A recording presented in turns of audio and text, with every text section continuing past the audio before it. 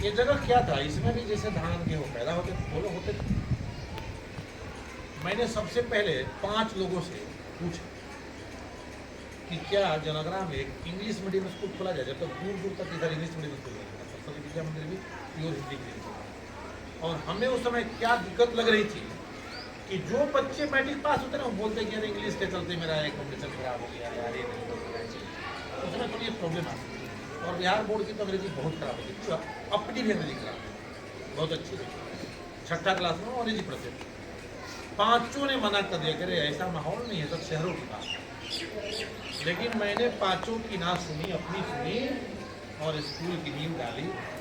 खुद भी अंग्रेजी पढ़ी, पढ़ाई, और शॉर्ट में हम लोग आज CBSE के माध्यम से 96% रिजल्ट देकर के इसी खेत खलिहान में बैठे। अब एक बात हमें बताओ कि अगर 5 लोगों ने उस दिन ना बोल दिया कि नहीं आपका यहाँ ये नहीं हो सकता है, और मैं उन 5 की सुन लेता, तो क्या ये व्यवस्था आज यहाँ होती? नहीं होती। तो मैसेज नंबर 1 कि दुनिया कुछ भी कह ले आपके बारे में, आप जो अपने बारे में कहते हो और आप जो अपने बारे में सोचते हो उसका बड़ा असर है। यस या नो? पहला मैसेज हो गया। दूसरा मैसेज, जब देखो पढ़ाई कितना कर लें, खूब कर लें, लेकिन हमको एक बात चेक करके रखना है कि हम अपने माँ बाप के लिए उपयोगी बन रहे हैं नहीं बन रहे हैं, अपने समाज के लिए उपयोगी बन रहे हैं नहीं बन रहे हैं, अपने देश के लिए उपयोगी बन रहे हैं, और क्या हम अपने कारणों से जो हमारे पालन करता है उनको कोई दुख पहुंचा रहे हैं क्या? आज सबसे बड़ी समस्या आ रही है कि माँ बाप मेरे को कॉल कर रहे हैं ना कि देखिए मेरा बेटा नहीं।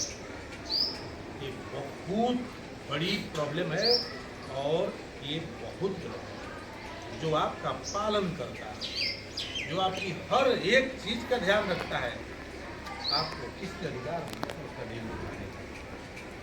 ये दूसरा मैसेज। और तीसरा मैसेज है कि आप अभी कहाँ हो कुछ मायने नहीं रखता, क्योंकि मैंने कई एक उदाहरण प्रस्तुत करके आपके सामने पटक दिया। फैसल खड़े हो, तुम्हारा एक भाई इससे पहले पढ़ गया, क्या नाम है उसका? शहबाज अख्तर। वो लड़का ऐसा था, इनके पेरेंट्स सारे लेकर के बोले कि सर मतलब वो पढ़ा दे तो मैं मान लूँगी। और उस बच्चे को हॉस्टल रखा, इतना आक्रामक था कि एक बार तो झगड़ा करके और पूरे कलम से मतलब एक लड़के को पूरा घायल कर, मैंने बोला कि निकाल दो।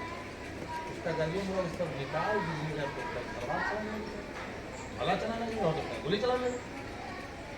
मैंने फिर बोला कि फिर उसको हम लोगों ने माहौल में ढंगा और अच्छे से पास होकर के निकला फर्स्ट क्लास से। बोलो हाँ या ना? कुछ वर्षों बाद फिर इसको लेकर के आ गए इनके पेरेंट्स, सर ड्रॉप आउट बच्चा हो गया। पूरा भरपूर साथ मिला तुम्हें भी ना, आप कर सकते हो ना अच्छे से। मैं ये कह रहा हूं कि आज आपकी क्या हालत है इससे कोई मतलब नहीं है। आप आज से मन क्या बना लिए, इसका असर आपके ऊपर पड़ने वाला है। मन क्या बना लिया, और मन बना लिए दिल से। जो मन बना लीजिएगा ना एकदम वैसा होकर रहेगा। अब बनावटी ऊपर से, जो दिल से बना लेते हैं। तो 3 बातें तो बहुत बड़ी बातें होगी, और चौथी और अंतिम बात कि जिस परिवेश में हम लोग अभी जी रहे हैं ना, तो सबसे बड़ी समस्या हो गई है हमारी सूझबूझ।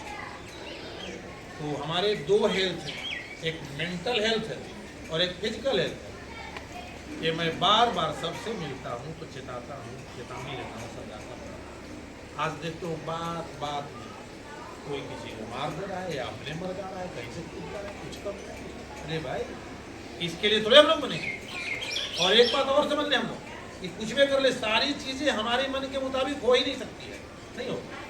या अगर आपको किसी गुरु ने सिखाया है कि ये ट्रेनिंग कर लो ऐसा ऐसा होगा, नहीं, कुछ अलग भी हो सकता है। मतलब जैसा सिचुएशन आप सोचोगे जैसा वैसा नहीं आएगा।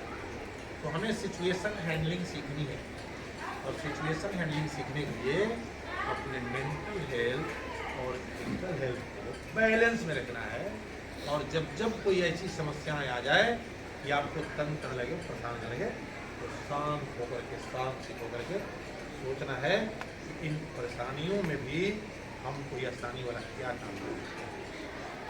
किसी व्यक्ति का पूरा घर द्वार सब जल गया, सब कुछ खाक हो गया। भागे भागे गया किसी व्यक्ति के पास, बोला कि मैं बर्बाद हो गया, मेरा सब कुछ जल गया। वो महात्मा ने बोले उससे कि भैया अगर मान लो कि तुम्हारा सब कुछ जल गया, वो नहीं जला होता, सब कुछ बचा होता, केवल तुम अकेले उसमें जल गए होते तो क्या होता। बात समझ में आ रही है? यानी कि ऐसी सिचुएशन में अगर आप बचे हो, मतलब अभी बहुत कुछ बचा है, आप बहुत कुछ कर सकते हो। ये मत सोचो कि हमारे पास कुछ नहीं है, कुछ नहीं कर सकते। अगर सब कुछ होता है, आप ही नहीं होते तो क्या होता है? तो इन सारी बातों में से अगर कुछ भी बातें आपको समझ में आ गई तो इसको आत्मसात करेंगे आप, और इसके साथ आप आगे बढ़ के फिर अगली रिजल्ट को, अगले रिकॉर्ड को ढूंढने का। क्योंकि पिछले रिकॉर्ड होल्डर हैं हमारे पास, उनको बड़ी खुशी हुई होगी कि आज हमारे रिकॉर्ड को हमारे ही सहपाठियों ने तोड़ा, तब कि वो पिछली बार आ करके आप सबको मोटिवेट करके गए थे। बोलो गए थे कि नहीं गए थे? हुआ है, और सबको मोटिवेट करके गए थे कि आप लोग ऐसे कर सकते हैं। तो इस तरीके से आज वो भी हैं, आप सब हैं। आप सबको एक बार मैं बहुत बहुत बधाई और शुभकामना आप सबको भी देता हूँ, और साथ ही ईश्वर से प्रार्थना करता हूँ कि दुनिया की सारी सद्बुद्धियाँ आपकी ओर आ जाए, और आपकी जो सद्बुद्धियाँ हैं तो ये सब मेरे पास आ जाए ना, मैं उसको सेट कर दूँगा कहीं भाई, उसको तो कहीं लगा दूँगा, ठीक है। यानी जो आपकी बुराइयाँ हैं, जो दिक्कतें हैं, वो आप मेरे तरफ उछाल दो, मैं उसका कुछ ना कुछ कर लूँगा। पत्थर फेंकोगे घर बना लूँगा उससे, ठीक है। लेकिन आप कोशिश करो कि आपके अंदर धीरे धीरे